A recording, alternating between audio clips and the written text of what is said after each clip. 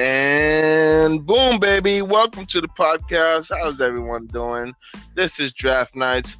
It's your boy Freddie with my co-host Michael. Say hello, Michael. Yo, yo. And today is February 9th, 2020. We're having a great weekend so far.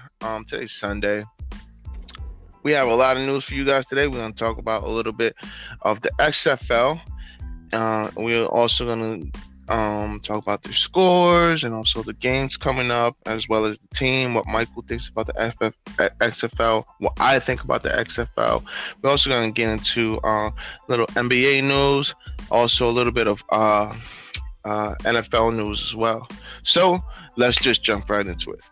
So the first thing we're going to talk about is the beginning of the XFL season, which started yesterday and aired on ESPN and I think Fox as well. It was the Seattle Dragons versus the DC Defenders and the LA Wildcats versus the Houston Roughnecks. Now the scores were Seattle Dragons scored 19 points against the DC Defenders. DC Defenders won the game by scoring 31 points. And we have the LA Wildcats who scored 17 points on the Houston Roughnecks, and the Houston Roughnecks scored 37 points, winning the game against the Wildcats. So, the reason why I'm bringing up the XFL, because one thing's for sure, I love football. Okay, I really love football. I love seeing it. I love watching it. I love going to the games. I love seeing who could potentially be new players coming up. Where are they coming from? I love storylines and everything like that. So that's the reason why I want to talk about the XFL and what's going on through there, and also the draft, like who's coming out of the draft and everything like that. But Michael doesn't feel the same way. No, I don't. And why is that? Yeah, go ahead. I feel like the CFL is like a random backyard league that someone just made, and I feel like if the players are good enough, they'd be in the NBA. I mean, in the NFL. Okay, so it's not the CFL, it's the XFL. Okay, Extreme Football League. CFL is the Canadian Football League. Okay, the Canadian Football League. Do they even show the Canadian Football League on TV in America? I don't know. I'm not even sure. I wouldn't watch it either way. I don't think so, but they do play the XFL on TV in the United States. All I'm saying is this. My point of view of the XFL is this. I believe, because I've seen it with my own eyes, all right, there are players out there in the United States, all over the place, that are good enough to be on professional sports, but either they didn't get a chance, they didn't get any shine, or some things don't always work out for everybody, even though they might have everything they need to be successful in that profession. That's how I feel. I feel that way about football. I feel that way about basketball. I feel that way about soccer. Man, if you travel around, I'm from Jersey. If you travel around Jersey and you go to Harrison or Passaic, or wherever they're playing like football, like soccer, you see these guys going hard, man. I'm like, dang, dude, they're doing their thing. And then on top of that, with the XFL, they're not playing in an arena. They're playing on an actual 100-yard football field. Okay, there is a kickoff.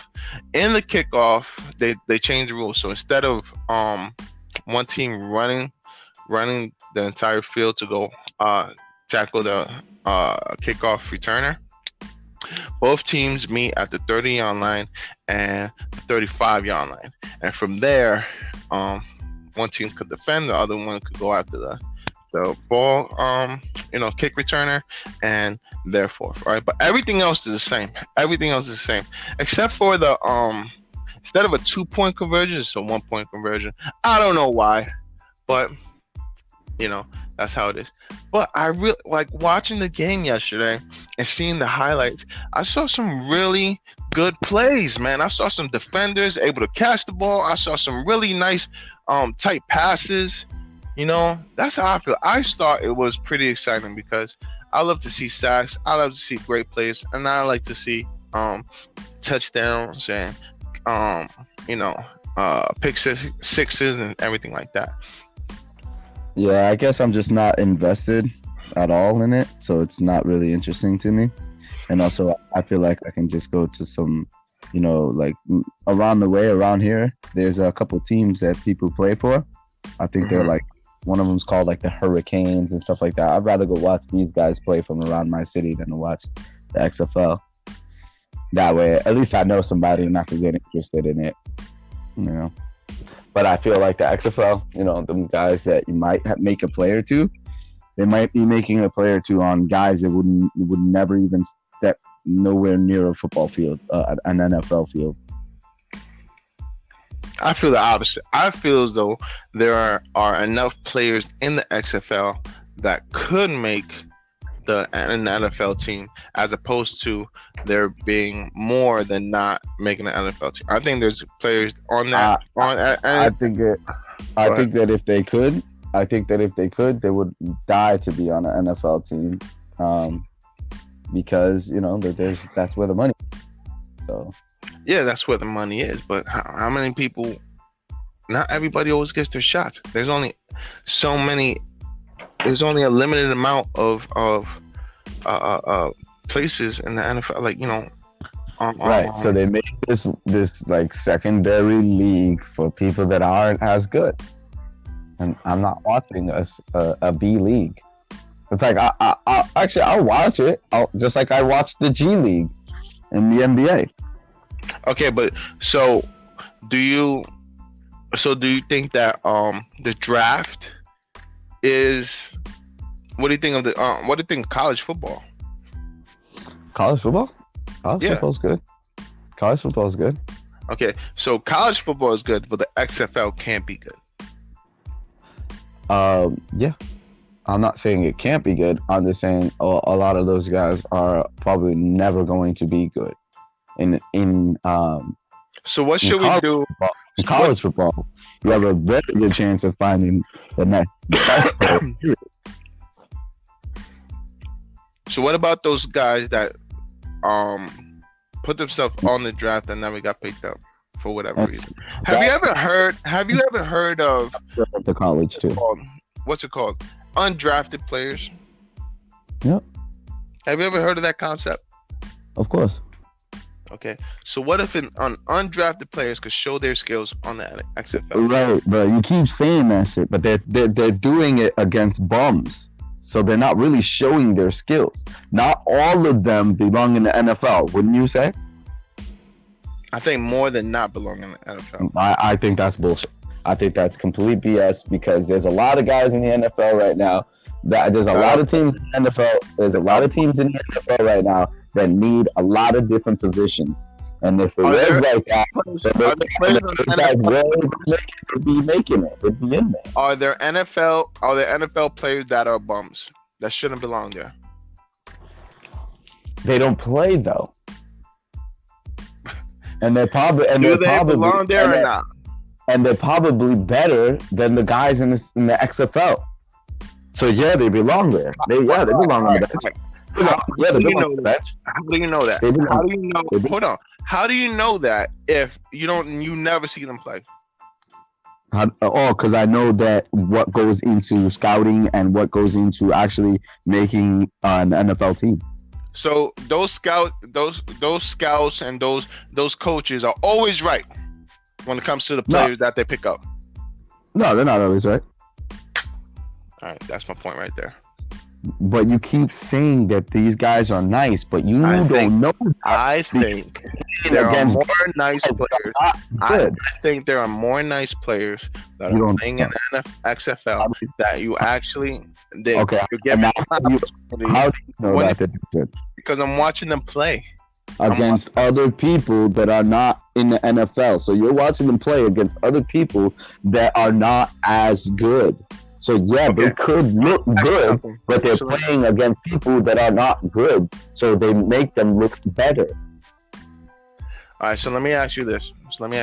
So if the players that are in the NFL were making the same amount of money that don't play, if the players that don't play in the NFL make as much money as the players in the XFL, do you think there will be more players in the XFL? No, I think you would still want to be in the biggest market, which is the NFL. So but you're not playing, and nobody knows you. No, but you have a bigger chance of making more money. Because if you do end up getting on the field, I already make what I make over there. Why would I go and play for this league where I could possibly get myself hurt? And if not, I could sit on the bench over here. And if I do get a chance, I'll make 100 times more than I would in the XFL. It's the same way around. So no, I wouldn't go.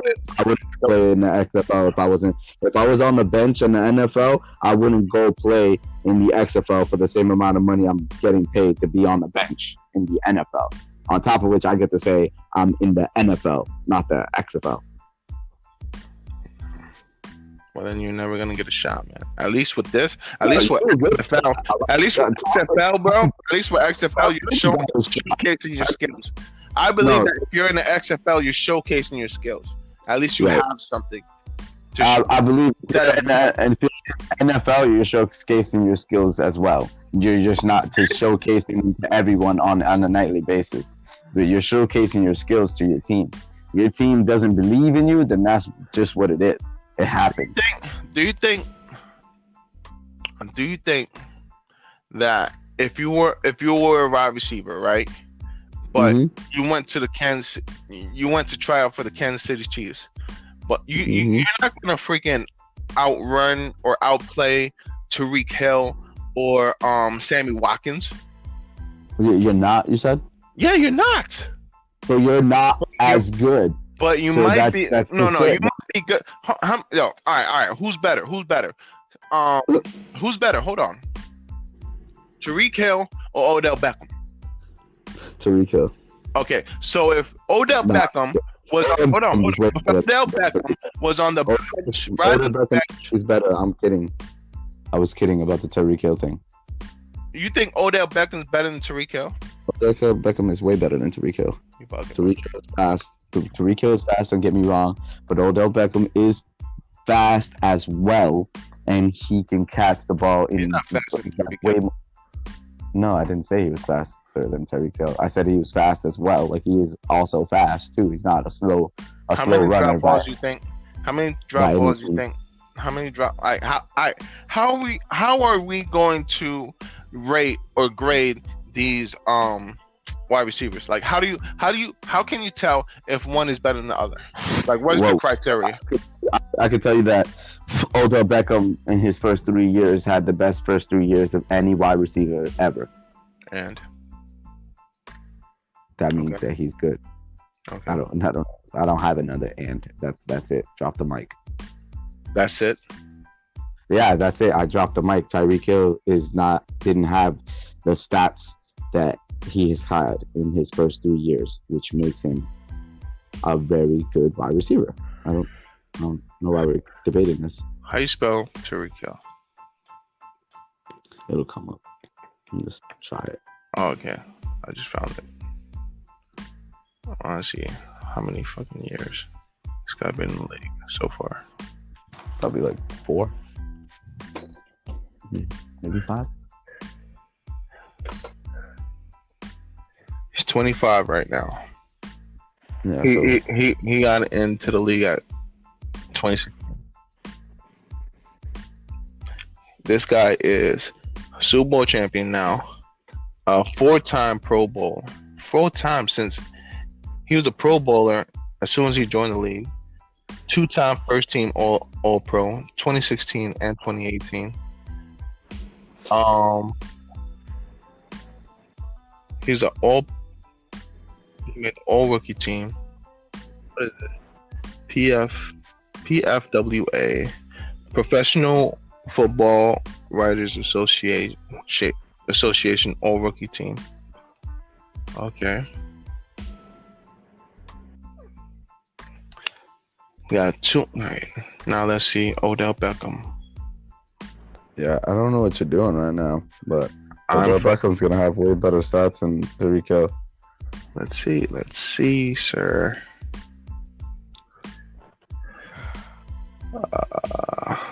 Let's go.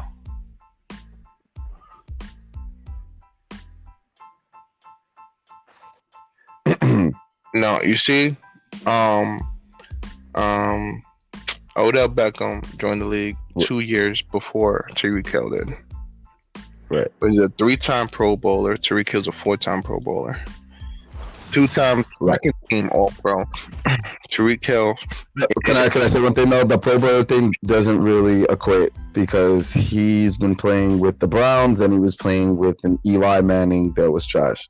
Oh, no, maybe. And he's okay. And he's been playing with Patrick Offensive Rookie of the Year. Same thing. Yeah, this is all his college days. He was PFW All Rookie Team, just like Tyreek Hill. He was NFL Offensive Rookie of the Year at 2014. 2-time second team All Pro, 2015 and 2016, and 3-time Pro Bowler. Let's see career stats though.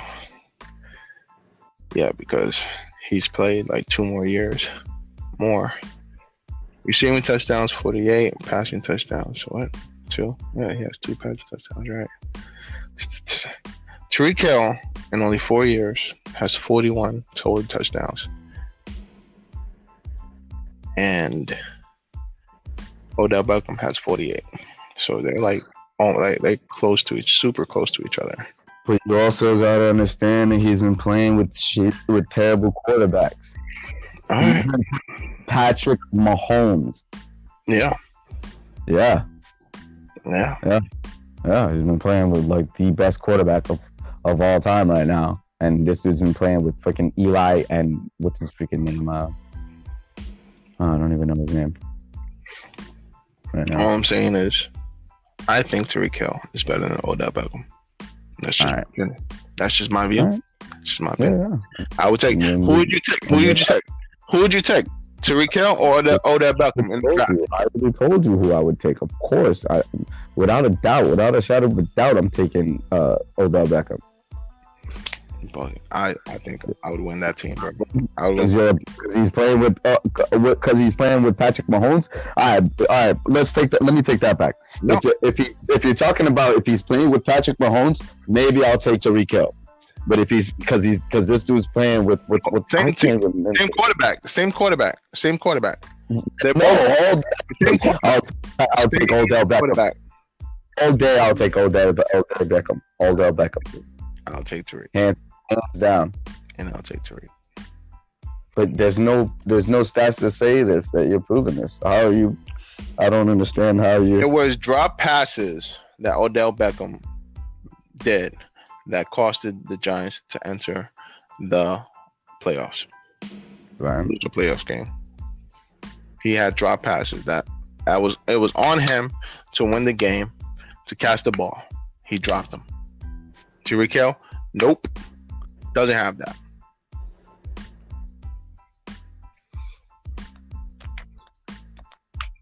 Okay, that's just my view. Okay, what else we were supposed to talk about?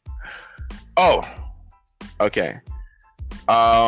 So recently, the Dallas Cowboys are still trying to figure out a deal with Dak Prescott to get a contract with him. So they have a lot of different options. They can franchise tag him or give him what he wants. They offered Dak Prescott $33 million a year. He didn't take it. He wants more money. But they have the option of franchising him. So what do you think? Do you think it was a good move for Dak Prescott to turn down the $33 million from the Cowboys to to get more money, or should the Cowboys cut bait or franchise tag him? What do you think? I think they should franchise tag him, but I think he's doing the right thing. I think he's doing the right thing, not taking any bull from them, and just taking the long road. I mean, it's gonna be a mission. He's gonna have to sit out OTAs and all that stuff. But I think he's worth it, and I think if they don't want to pay him and they do cut bait, I think he'll get the money somewhere else. You think Dak Prescott deserves? If you was a GM, would you pay Dak Prescott more than $33 million? Yeah, I would pay him more if they're doing $33 million. Depending on what team I was on, yeah. If I needed a quarterback that bad, for sure. A quarterback makes the team, man. The guy went 8-8. The guy went 8-8, and you want to pay him more than $33 million.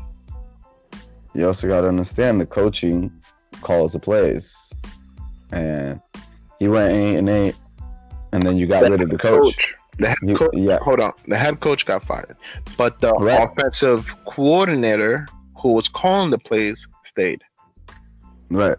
So whose fault is that, though? Is that the quarterback's fault, or is that the coaching, the owner's fault? That he let go, that the coach got fired, but the offensive coordinator stayed? Yes. Who calls the plays? Who was calling the plays? Let's just look that up. Who was calling the plays? I forgot it. Kellen Moore. All right. So if Kellen Moore was calling the offensive plays for the Cowboys, how do you blame this guy for the way Dak played? What do you mean? Dak had the most passing yards of the season. And went 8-8. Right. So you had bad play calling. From what side of the field? From any side of the field, doesn't matter. He's just the quarterback. He's just playing what he plays. No, I don't think, and it's just sad too. I don't think Dak Prescott deserves to be paid $33 million or more dollars. I really don't. I want to do it. If somebody is going to do it, yeah, that somebody's are suckers. Those people are suckers. They're not going to go anywhere. Like, let's see this. Like, how many teams go to or win the Super Bowl with their quarterback making, I guess, a third of the salary cap? Make the Super Bowl with quarterback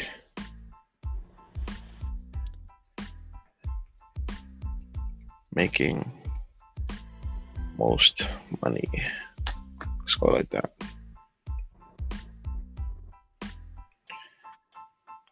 How much money the Super Bowl winners are? I think he deserves it because I think he's better than a lot of other quarterbacks that are getting paid.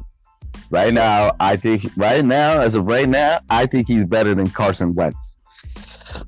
I think he's also better. MVP though. Carson Wentz was on the road to MVP. Right, and then what happened? And then what happened? He got injured. And then what happened to him this year again? He got injured again. Hold on. And then he got injured again. Playoffs. He got injured, but he made the playoffs. He took the playoffs. Right. He has better coaching, and it doesn't matter. If you have better coaching, you can win. All Dak Prescott needed to do to make it to the playoff was to win one more game. You got better coaching, yet your stats are the way they are.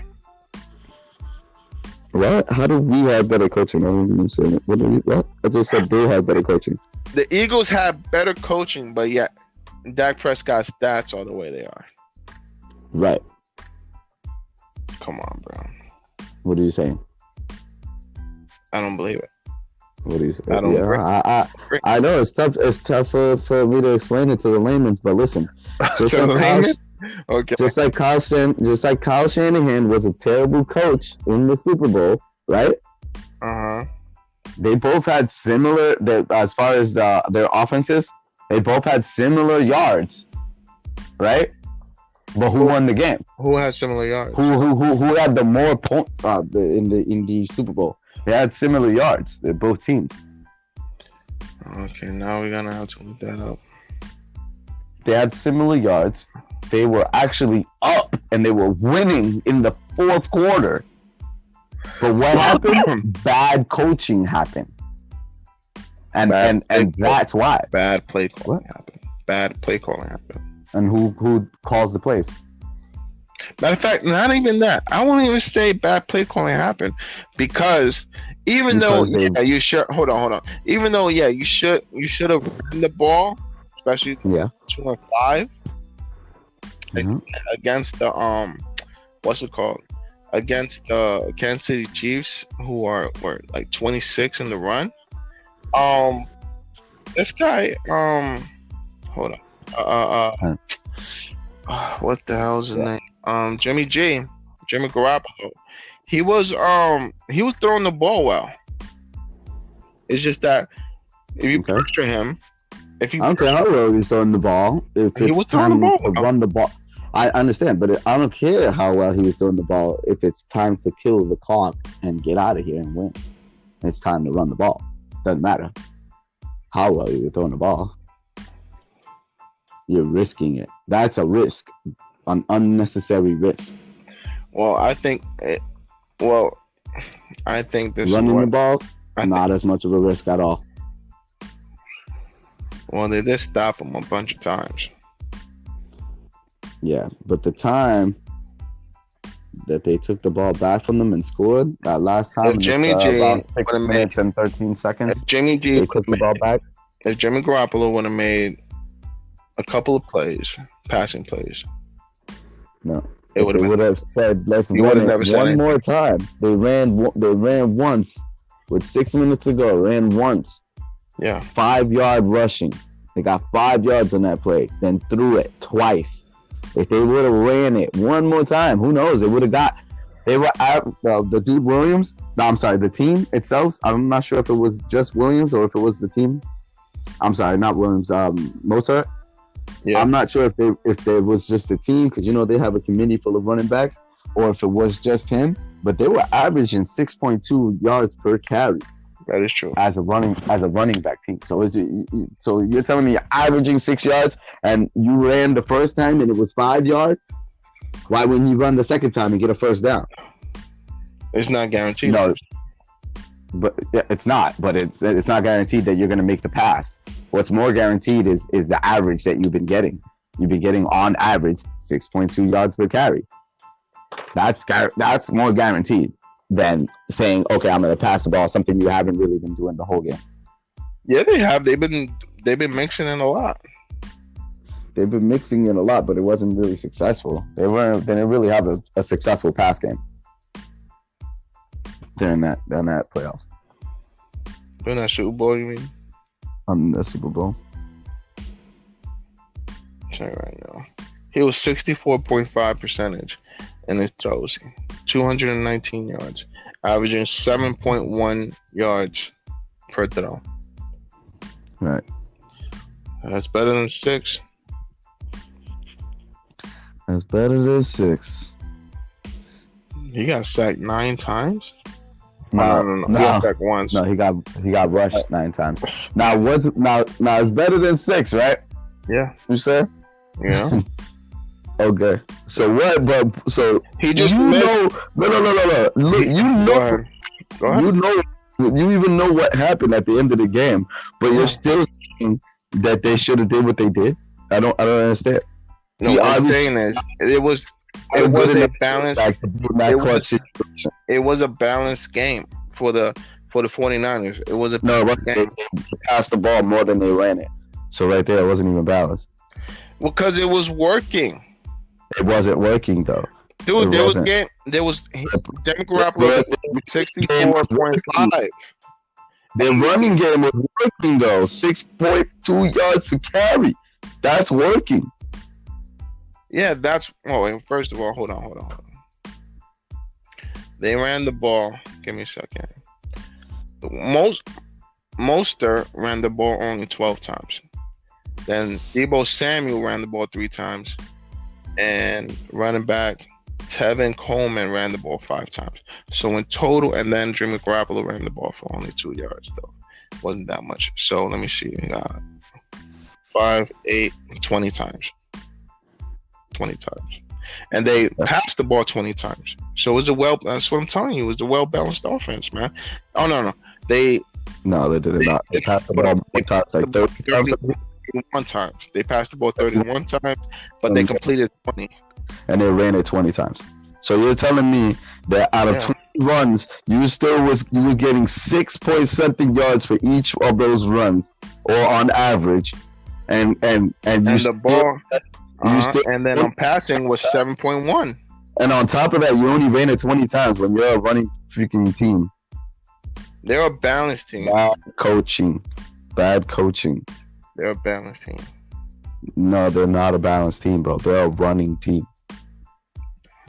The 49ers, they was playing a balanced game. That was what I'm telling you, because the play action was working.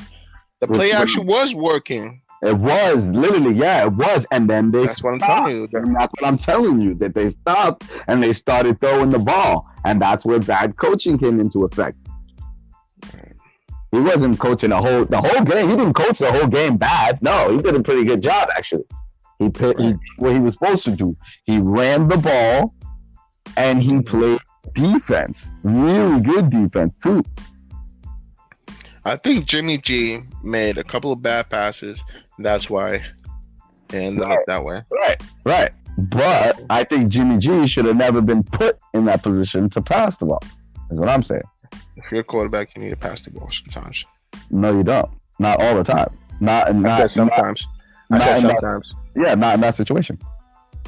Well, if you didn't get the first down. What's that? They ran the ball first. Right. Okay. Yep. Then they did play action, which was working all game. Yep. Jimmy G. It's still a pass play, but okay. Yeah, Jimmy G made 2 bad passes. Right.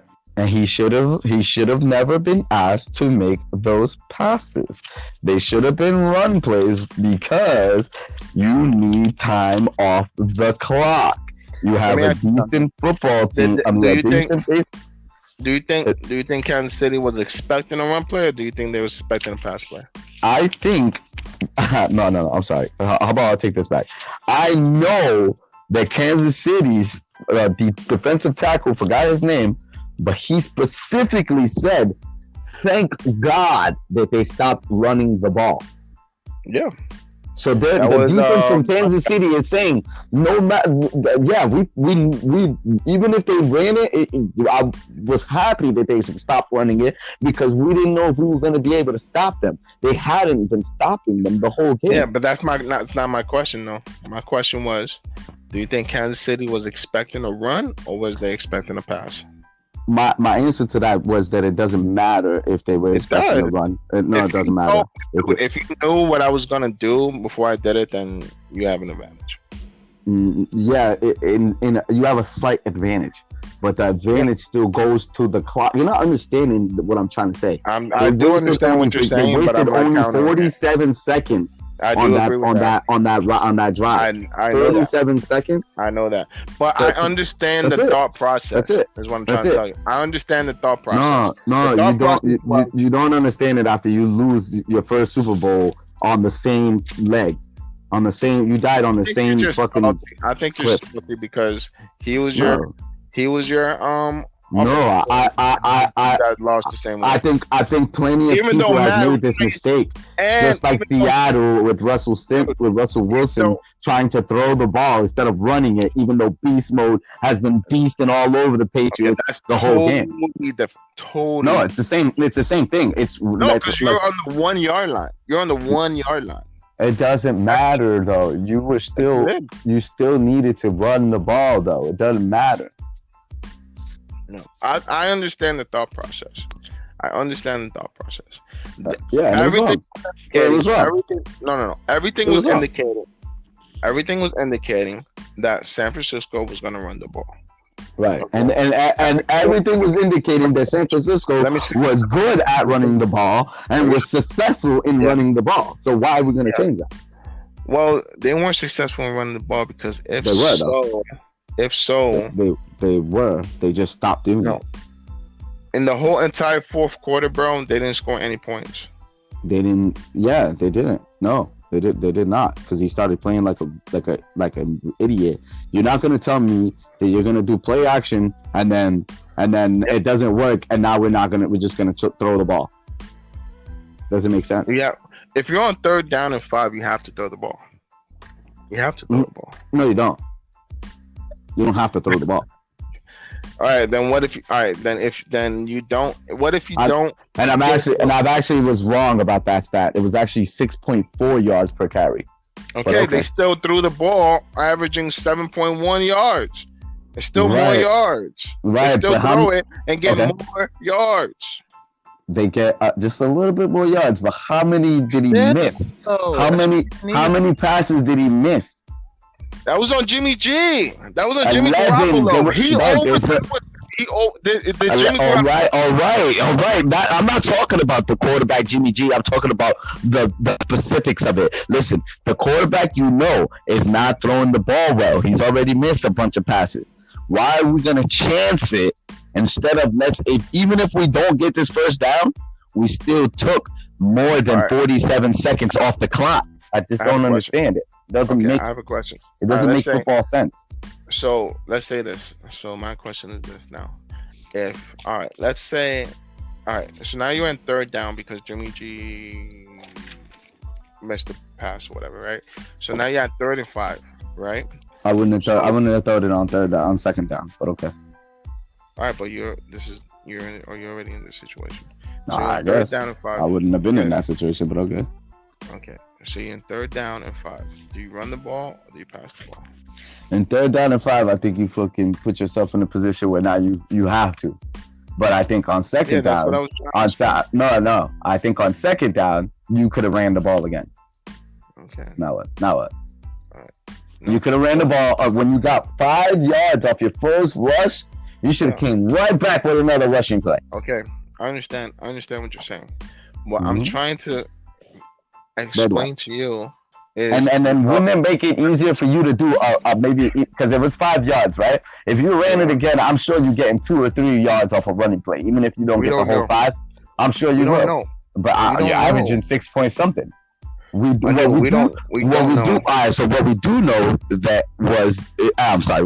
know is that passing the ball didn't turn out good, right? No, because Jimmy G overthrew it, and all right. And then your previous experience, as speaking as Kyle Shanahan, you threw the ball, and that didn't turn out well for you either, right? On 3rd down, you just admitted yourself you have to throw it on 3rd down too. No. I didn't say that. I said that if you put yourself in that position, yes. But I wouldn't have put myself in that position because you already had another chance on 2nd down. It was 2nd and 5. Even if you ran it, you would have got 2 or 3 fucking yards. And I'm saying that after that, you could have took a 2-yard pass. Would have been a lot easier to complete than a 5. So let me ask you something. So let's say if Kyle Shanahan would have ran the ball, but still not get the first down on 2 and 5, right? Yep. You would have been okay with Jimmy G throwing the ball on 2nd and then missing. No, I wouldn't have been okay with it. I would have wanted them to run the ball again, because if he missed it, then the clock stops again, and that gives nobody an advantage at all. I would actually ran it again and try to get more of the yards. Like I said, you was getting 6.4 yards to carry. I don't think they would have stopped you for those 2 yards. For those 5 yards, I don't think they would have stopped you from getting it on 2 attempts. No. And even if so, I don't think they would have stopped you, but you would have killed the clock. You would have got the Okay. clock down way further. There's 40 All right. seconds. Every So in possession is conclusion, 40 seconds. Every Mike, possession is 40 seconds. You hear in me? in, conc- in conclusion, right? In Mhm. conclusion, what this is pretty much telling me, right? In this position where there is about 6 minutes and some change on the Right. clock, Right. saying that Kyle Shanahan should have ran the ball all three, like no matter what, should have ran the ball, and even if they didn't get the first, and then just to kill the clock. Yes. Okay. I think I think that's better than what they tried to do. Yeah. Okay. To kill the clock would be a lot better idea than to Okay. sit there. My explanation. This is what his thought process is. Okay. It's What his you think his thought process is? It has to What? be. It makes What? no other sense. Otherwise, is that he ran the ball. Okay. Everybody knew that they were gonna run the ball again. It was like pretty obvious. But So it was successful, so no, it's not. It's not. no, It's not yeah, something no, you no. should go away from. Mike, what I'm telling yo, are you already explaining? Let me finish. Sure. finish, because after this is done, we're moving on to the next topic. Okay. Okay. This is a thought process. We're running the ball. We ran the ball. And we only got 5 yards. Everybody's expecting to run. Even Kansas City. Okay, everyone's expecting to run. Even Kansas City. So why not do a play action play? Because that's been working for us all game. They were like, what, 8 and 11, right? So that's working for us all game. So let's try that to see if we could get a first down. It didn't work. Okay, it didn't work. So instead of running the ball again on third down, they was like, we really need a first down. Okay, so let's throw the ball again. That's his thought process, and it didn't work out because Jimmy G couldn't make the play. That's it. Terrible. Moving on now. Terrible. Moving on. That's his thought process. Right. That's his thought process. And you think he would have learned off of after losing in Atlanta, but okay.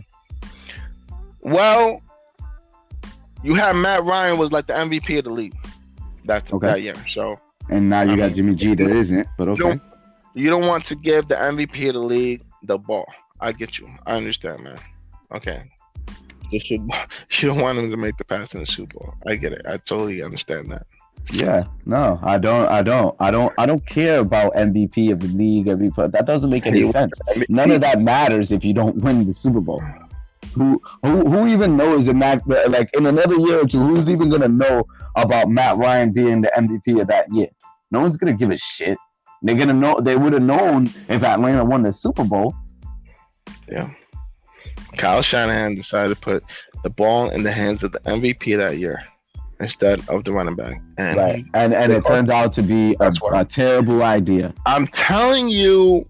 And now you're coming back and doing it again? It doesn't make sense. I'm telling you the thought process. It's not. That's not a thought process. If you know it failed on you before, that couldn't have been his thought process. And if it was, then he's just a terrible coach, and that's it. Bad coaching. So you want to give the ball to the MVP of the league? I don't care about that. Stop saying that MVP of the league. It doesn't matter. It doesn't matter though. Like you said, if it's not, we're moving on to the NBA. Moving on to the NBA. I don't know why you're saying the MVP of the league like it matters. If he lost the game, he lost the game though, right? It doesn't matter. He lost the game for them. Yeah, I guess so. Right, and then you knew that, and then you went to another team and did the same thing again. Doesn't make sense. It's literally the definition of insanity. Literally, it's totally different. I think it's totally different. No, it's completely the same. It's completely. Actually, no, you're right. It is completely different. It is totally different because now you don't have the MVP as your quarterback. You have some freaking dude, and you're still gonna have him. You're still gonna give him the ball and have him chuck it up instead of doing and making the same mistake you made last time. Instead of trying something different. Hey, let me try running the ball. What's been working for me? But okay, we can switch now. They were super balanced. They was throwing the ball. No, they wasn't. They threw the ball 31 times. They ran it only 20. Literally almost more than half. Okay. More than half of their time was spent throwing the ball. Nobody was saying like, well, all those attempts. How many yards they got? Total rushing yards. I was about to say He didn't get that many passing yards. 141, and as opposed to 219. Right. And you did more passing than rushing. So imagine if you did more rushing than passing.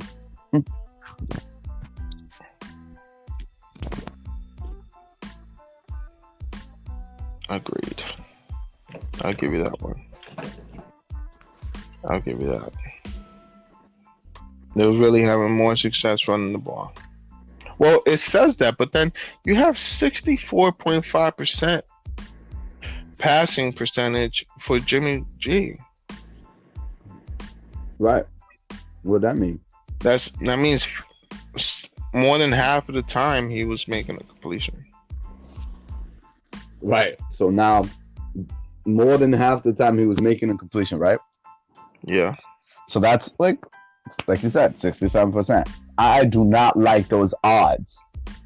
You know what I mean? When you're talking about your team is made up of defense first, then running the ball, and then passing. Mike, we only have 15 minutes. minutes. Go ahead. I've been trying to leave. Let's go. All right. No, you brought up. I stopped. I said, "Let me switch." And you brought up. Anyway, moving on. Last night's game, February 8th. We had the Bucks versus the Magic. The Bucks beat the Magic 111-95. Listen, again, I'm telling you what the thought process was. I'm not telling you if he was right or wrong. I'm telling you what the thought process was. That's it. All right? He was wrong, though. All right. He should have never thought like that. He should have never thought like that. That's a terribly flawed thinking. Mavericks versus the Hornets. Okay, Mavericks win 116-100 points. Knicks versus Pistons. Knicks beat the Pistons by 3 points, 95-92. Nets versus the Raptors. This was a super close game. Okay, Nets 118. The Raptors won by 1 point. Raptors won by 119. That is incredible. Pelicans versus the Pacers.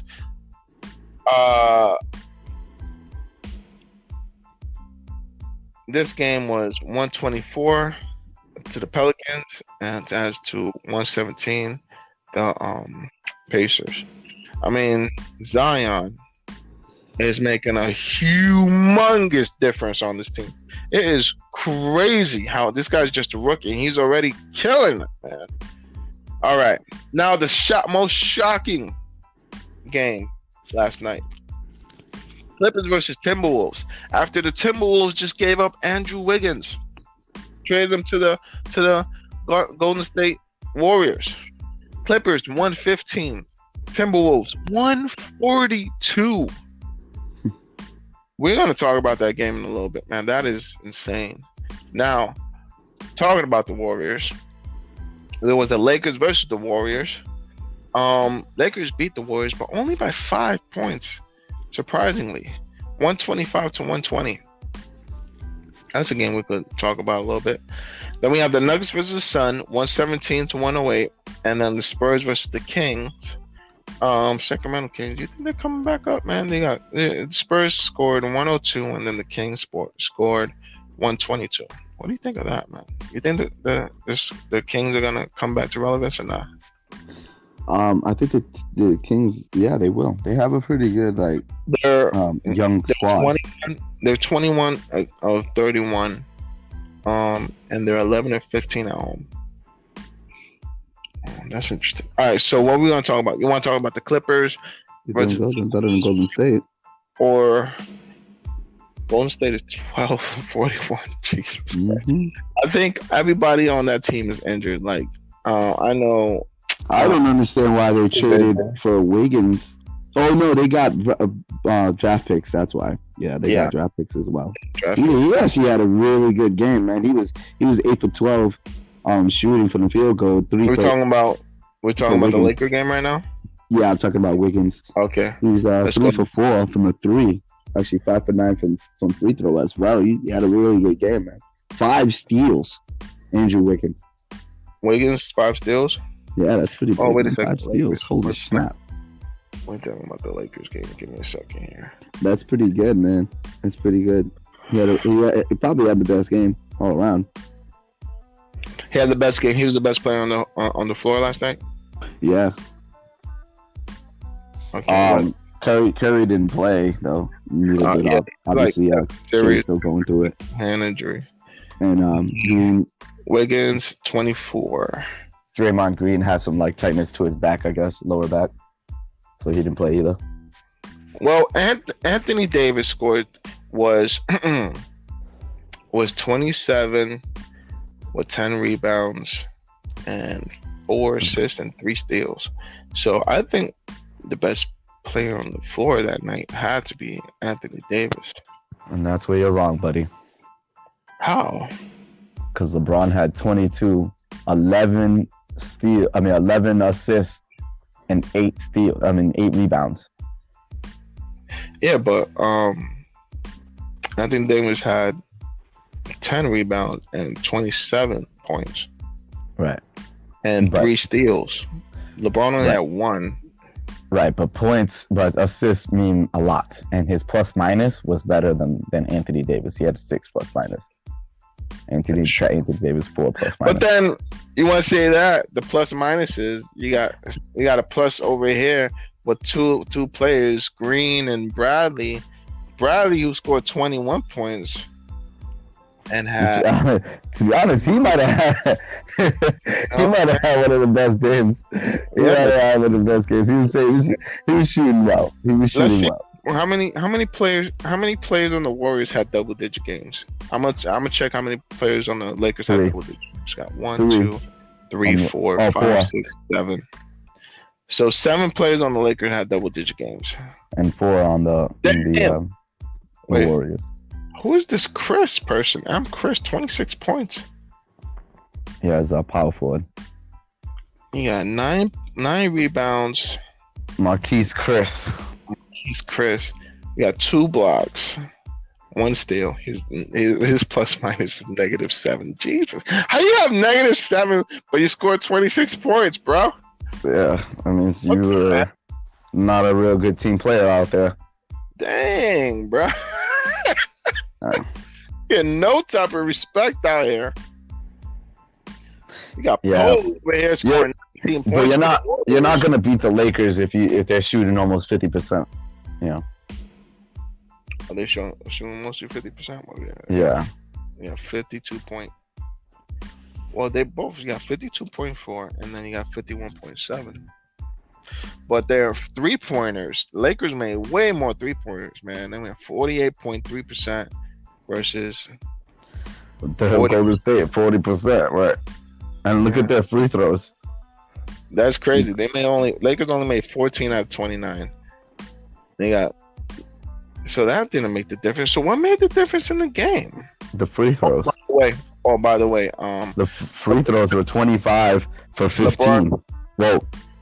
Hold on. It was 25 for 34, but LeBron made the 3-point shot to end the game because they was only up by 2, and in the first couple seconds of the game, and LeBron iced the game by making a 3. So that was basically it. It was a tight game. Surprisingly, how many turnovers? They got 18 to 24 turnovers. That's why. Yeah, but I think the real reason why is you got out rebounded by almost 15 rebounds. You know, you can't win if the other team is out rebounding you. But it's still a close game, though. Yeah, it's a unexpectedly close. Lakers have 14 more rebounds, but they had 6 more turnovers. Marquise Chris was the leading scorer of Golden State.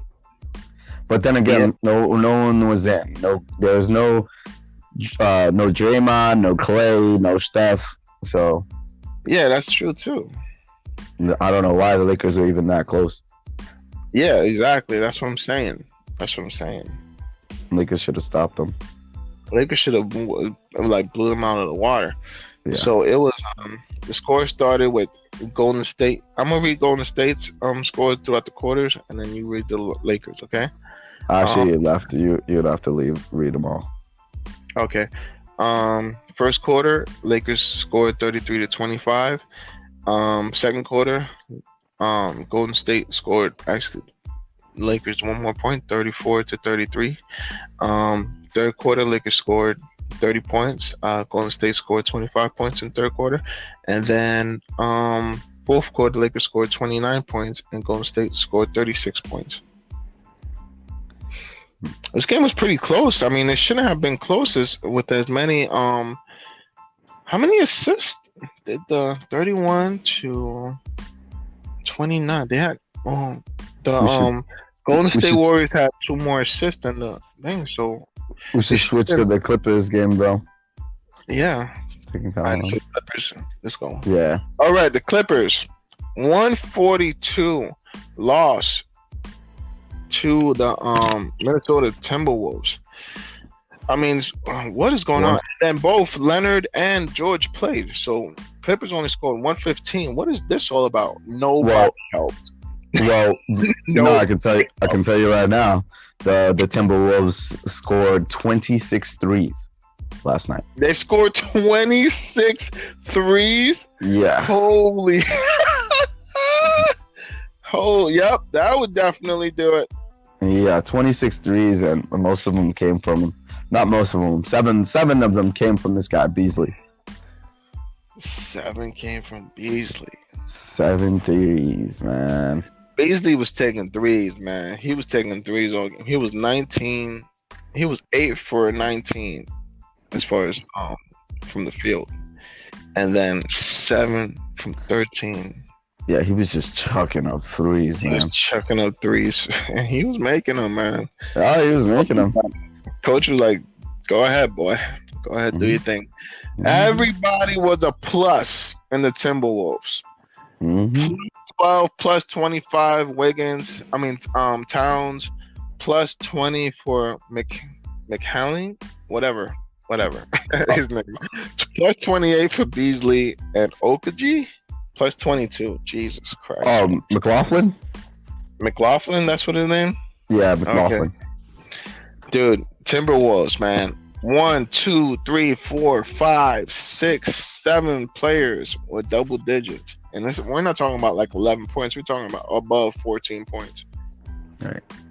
7 players. And then look at this, man. But if you look at all the players, that scored double digits, they all got a good amount of threes scored. Like this, Herman Gomez 3 for 3. Karl Anthony Towns, even Karl Anthony Towns was shooting threes. He was 3 for 5. McLaughlin 2 for 4, 2 for 3, 7 for 13, 2 for 3. Like this, 4 for 6. Like these guys were all hitting threes at a good clip. Look at that, 59% from the 3-point line. That's amazing. Do you think Minnesota could keep this trend going or not really? No, I think they just had a really hot hand.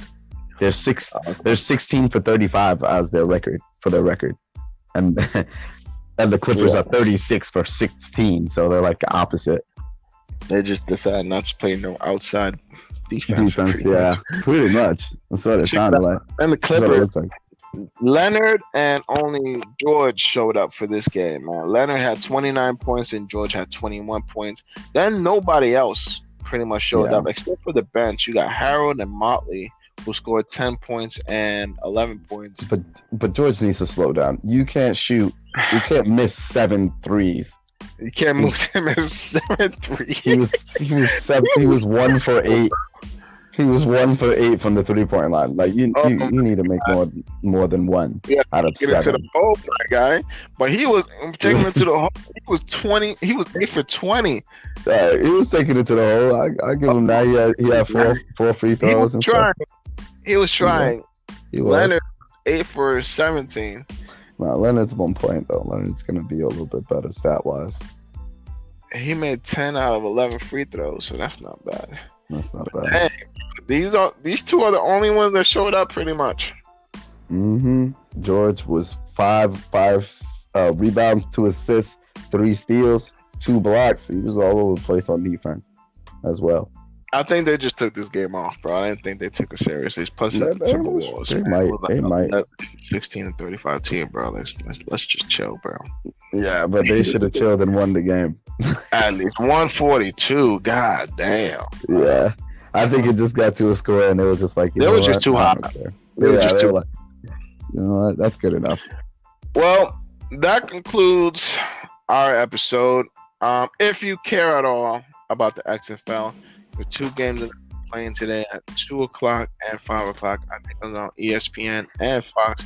If you're interested, tune into those games. I particularly will because I actually like football.